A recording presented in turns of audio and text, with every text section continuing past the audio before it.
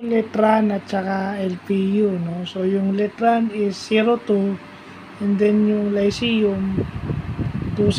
So, ano yun eh, ikaw ba naman mawalan ka ng 8 na veteran players, key players mo dahil graduate?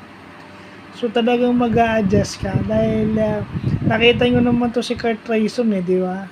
Dumidikit yung Letran dahil meron silang Kurt Rayson at saka tong si Deo Quahao. Pero hindi ko maintindihan dito sa Letran. Alam nyo nang inaasawa itong si Kurt Rayson at hirap na hirap. Hindi pinapakawalan ng depensa to. So, automatic yon kapag binigyan nyo ng pick, screenan nyo ulit. Hayaan yung malibre at hayaan yung umiscore o kaya pumasa itong si Kurt Rayson. So, hindi nangyari. At saka isa pa nagpatalo dito sa Letran, daming turnover. Maraming turnover yung Letran dahil sa pressure defense ng Lyceum.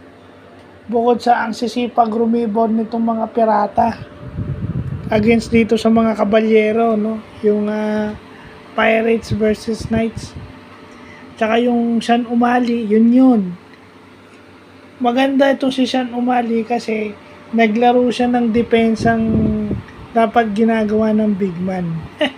Kita nyo? Kasi, di ba, highlight is makasupalpal ka o mablock mo yung tira ng kalaban mo. Pero sa kanya, hindi. Sa kanya, hindi niya binablangga. China-challenge lang niya. Nag-iiba yung tira pag china-challenge niya. At pagka naiba yung tira na angle off, hindi na shoot. So, yun yung nakakalimutan natin mga dumidepensa. Kasi mas habol natin yung highlight eh. Mas pogi do sa highlight, pero yung ginawa nung Sean O'Malley, chuma-challenge lang siya.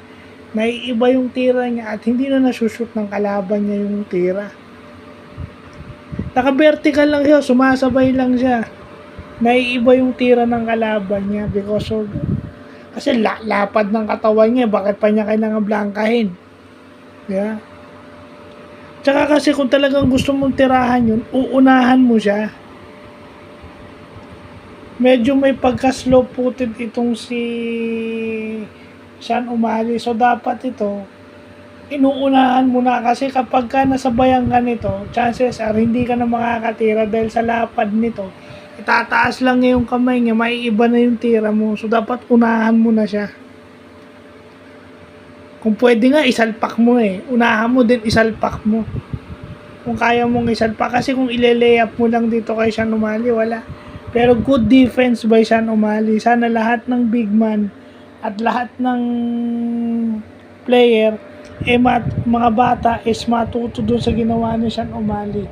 Yun yung proper way na challenge o dumipensa. Yun yung proper way na dumipensa ka. Yung pinapakita ni Sean O'Malley ng Lyceum. Kasi maraming nakakapanood ditong NCAA, di ba? So, sana yung mga bata, especially the bigs, at yung mga athletic na gwardiya na nakakatalon, hindi nyo kailangan mablangka yung tira. Kailangan nyo lang is maiba yung tira. Mahirap kasi doon sa iba, masyadong papogi, mas gusto yung black eh. Yung basic na basic, yung challenge mo lang, naiba yung tira, then wala na. So, yun yung mga natutunan natin dito sa Lyceum tsaka Letran game. So, yun lang po.